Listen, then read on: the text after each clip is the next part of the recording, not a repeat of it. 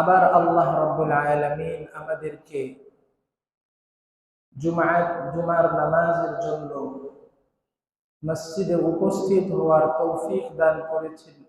রব্বুল আলামিনের শুকরিয়া আদায় করি, আলহামদুলিল্লাহ। আল্লাহর অসংখ্য মেহেরবানি, গতকালকেও একটি বড় জামায়াত আল্লাহ আমাদেরকে নসিব করেছিলেন। পরের দিনে আবার একটি বড় জামাত জুমার দিনের আল্লাহ সুযোগ করে দিয়েছেন, আলহামদুলিল্লাহ। আল্লাহ তাআলা তার ইহসান তো বান্দাদের উপরে অসংখ্য অগণিত, কিন্তু আমরা একটু বোনাসের মধ্যে চলি। এই উম্মত এক্সট্রা বোনাসের মধ্যে চলে রাহমাতে আলম সাল্লাল্লাহু আলাইহি ওয়াসাল্লামের সাদকায়।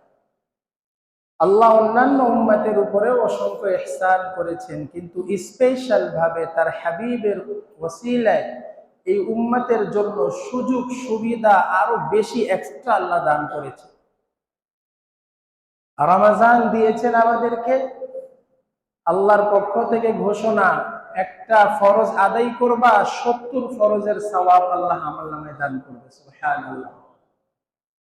সাধারণভাবে নফল করো, রমজানে যদি এই নফলটা তুমি করো, আমি আল্লাহ তাআলা অন্যান্য দিন ফরজের সমপরিমাণ সওয়াব তোমার আমলনামায় দান করব।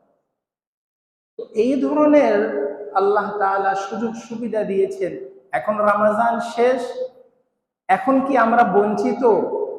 যদিও রমজানের স্পেশালিটি আলাদা ছিল, কিন্তু রমজানের পরেও আল্লাহ আমাদেরকে নিরাশ করেন নাই, আল্লাহ তাআলা আমাদেরকে মাহরুম করেন নাই। এই উম্মতের উপরে আল্লাহর ইহসান চলবেই। কেন? রাসূলুল্লাহ সাল্লাল্লাহু আলাইহি সাল্লাম আল্লাহর কাছে, আল্লাহ যা দিয়েছেন তো দিয়েছেন, এক্সট্রা চেয়ে আল্লাহর কাছে অধিক আমাদেরকে আরো আল্লাহর কাছে নেওয়ার ব্যবস্থা করে দিয়েছেন। বলেন সুবহানাল্লাহ। রাসূল আকরাম সাল্লাল্লাহু আলাইহি ওয়াসাল্লাম, আল্লাহ তাআলা আমাদের জন্য এই আয়াত আমাদের জন্য আল্লাহ দিয়েছেন। কি দিলেন? মান জাআ বিল হাসানাতি ফালাহু আশরু আমসালিহা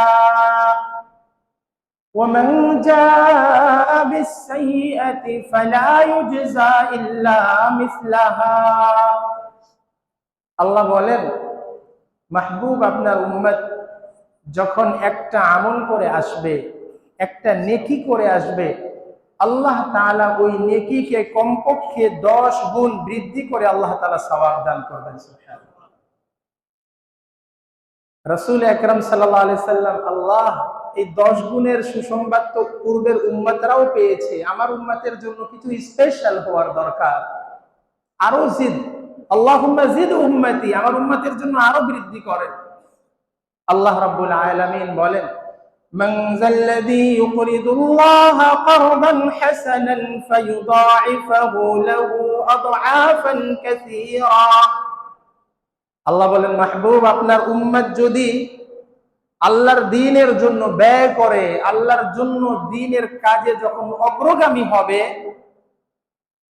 আল্লাহ রাব্বুল আলামিন ফায়ুদাঈফাহু লাহু আদআফান কাসীরা, আল্লাহ তাআলা তাকে অনেক গুণে বৃদ্ধি করে আল্লাহ তাআলা তার প্রতিদান তাকে দান করবেন। সুবহানাল্লাহ। রাহমাতে আলম সাল্লাল্লাহু আলাইহি সাল্লাম বলেন, আল্লাহুম্মা জিদ উম্মতি, আল্লাহ আরো বাড়াও। আল্লাহ রাব্বুল আলামিন উম্মতের জন্য আরো দুয়ার খুলে দিচ্ছেন। মাসালুল লাযীনা ইউনফিকুনা আমওয়ালাহুম ফী সাবিলিল্লাহি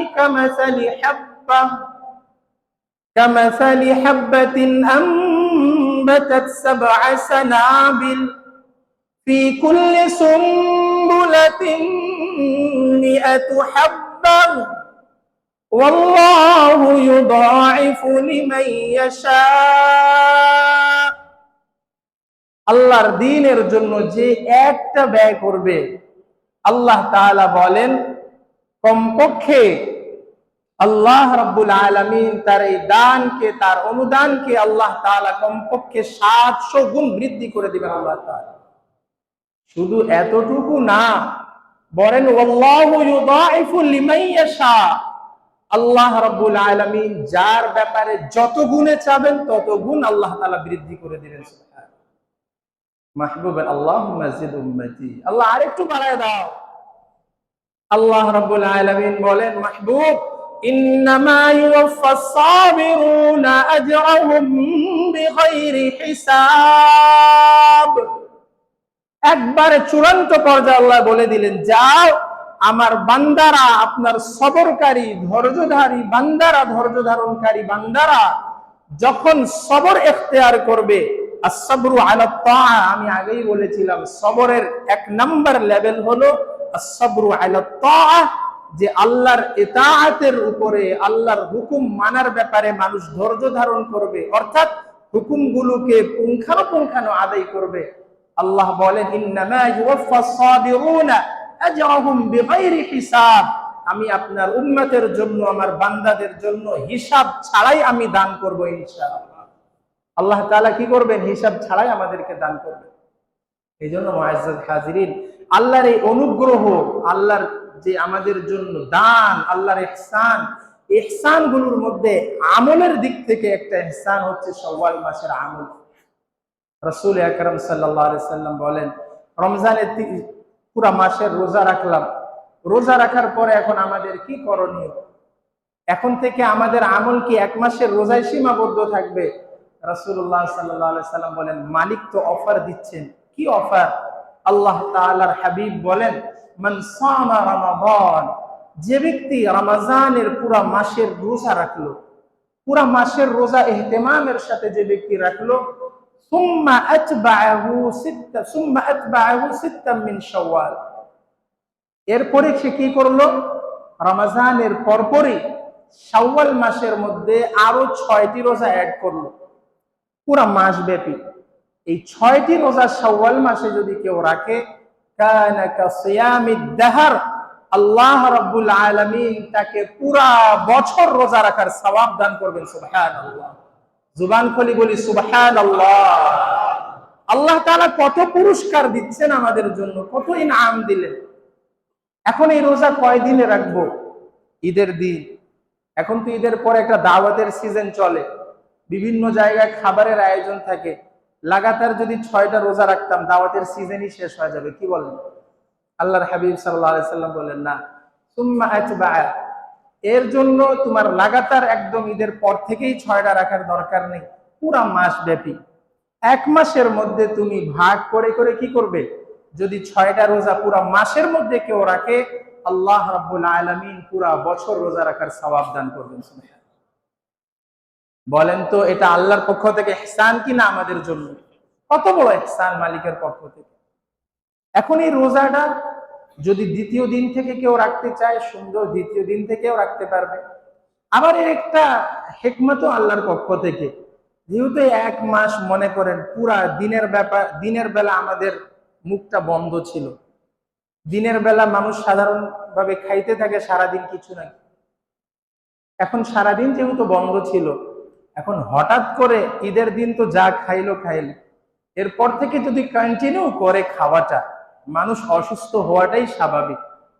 শরীয়তের এই আমলটা মানুষের এই অসুস্থতা থেকেও মানুষকে বাঁচাই দিবে। যে খাইলা, ঈদের দিন খাইলা, একটু ব্রেক করো, আবার 2-4 দিন খাও, আবার ব্রেক করো। মনে করেন 6টা রোজা 30 দিনে ভাগ করলে কয় দিনে একটা পড়ে? বলেন না, 5 দিনে একটা পড়ে। তাহলে 5 দিনের মধ্যে 2 দিন খাইলাম, 1 দিন রোজা করলাম, আবার 2 দিন খাইলাম। এভাবে করে করে যদি আমি কি করি, 5 দিনে একটা করে রোজা রাখি, তাহলে পুরা মাস ব্যাপী কি হয়ে যাবে? রোজা সুন্দর করে হবে এবং খাবারটাও কি হবে? ব্যালেন্সের মধ্যে চলে আসবে। আবার এই শাওয়ালের রোজার ক্ষেত্রে আরেকটা বিষয় আমরা মনে রাখি, এটার সহজ আরেকটা পদ্ধতি আছে। অনেকে পুরা বছরই সপ্তাহে সোমবারের দিন রোজা রাখা, বৃহস্পতিবার দিন রোজা রাখা, এটা একটা আলাদা সুন্নাত। যদি আমি মনে করি অন্যান্য দিন নাও রাখতে পারি, তাহলে আমি সপ্তাহে 2টা করে রোজা ধরে নিই। প্রতি সোমবারে একটা রোজা, বৃহস্পতিবার একটা রোজা। যদি এভাবেও আমি রোজা রাখতে পারি, দেখা গেল অন্যান্য দিন এই সোমবার বৃহস্পতিবার রোজা রাখার যে একটা ফজিলত রয়েছে, ওই ফজিলতটাও আমি পেয়ে গেলাম, এবং শাওয়ালের রোজার কি হয়ে গেল, রোজাটাও আমার আদায় হয়ে গেল। এখন অনেকেরই প্রশ্ন থেকে যায় যে অনেকের যদি রমজানের কোনো রোজা অসুস্থতার কারণে বা বিশেষ কিছু প্রয়োজনে যদি রোজা ছুটে যায়, বা মা বোনদের বিশেষ কারণে রোজা যদি রমজানের ছুটে যায়, সেক্ষেত্রে একটা প্রশ্ন থাকে কি, যে আমি কি এখন রমজানের এই রোজার কাজাগুলো করে নেই, তাহলে কি শাওয়ালের রোজাও হয়ে যাবে? তো বিষয়টা এখানে হলো যে রমজানের পরে শাওয়ালেই যে রোজার কাজা করতে হবে এটাও জরুরি বিষয় না। আপনি সুযোগ সুবিধা মতো যে কোনো সময় কাজা করলেই হয়ে যাবে। যদি কেউ মনে করে যে আমি এখন নফল রোজা রাখবো, তাও তার জন্য সুযোগ আছে। শরীয়ত এটা বলে নাই তোমাকে ফরজ রেখেই তারপরে রোজা রাখতে হবে। শাওয়ালে যদি সে নফল রাখতে চায় রাখতে পারবে, শাওয়ালের পরে অন্য মাসে কি করবে, কাজাও করতে পারবে। আর যদি কেউ মনে করে যে আমি তো বিশেষ কারণে রোজা ছেড়েছি, আমি তো ইচ্ছাকৃতভাবে রোজা ছাড়ি নাই, তাহলে রমজানে আমি কি করব, এই শাওয়াল মাসে কাজাগুলো করব আর শাওয়ালেরটাও আল্লাহর কাছে নিয়ে নিব। তো আল্লাহ এত ইহসান করতেছেন তার বান্দার উপরে, যদি এই নিয়তে যে মালিক অনুগ্রহ করে শাওয়ালেরটাও আমার কি করবেন, দান করে দিবেন। কেউ যদি রাখে ফরজ রোজার কাজাগুলো, ইনশাআল্লাহ আল্লাহর কাছে রহমতের আশা করা যায় আল্লাহ ওকে রমজানের পরে কাজা শাওয়ালে করলেও হয়তো শাওয়ালের ফজিলত আল্লাহ তাআলা তাকেও দান করবেন, বলেন সুবহানাল্লাহ। তো নিরাশ হওয়ার তো কিছুই নেই। আর আল্লাহ তাআলা তো বলেই দিলেন তোমাদের উপরে আল্লাহ কোনো কঠিনত্ব করেন নাই, কোনো চাপাচাপি করেন। এই জন্য মুআজ্জাজ হাজিরিন, এখন এই রোজার এই গুণ, এই সিফাত, রোজাও রাখলাম আর সাথে সাথে রোজার কোয়ালিটি আর গুণগুলোও কি করব, একটু ধরে রাখবো।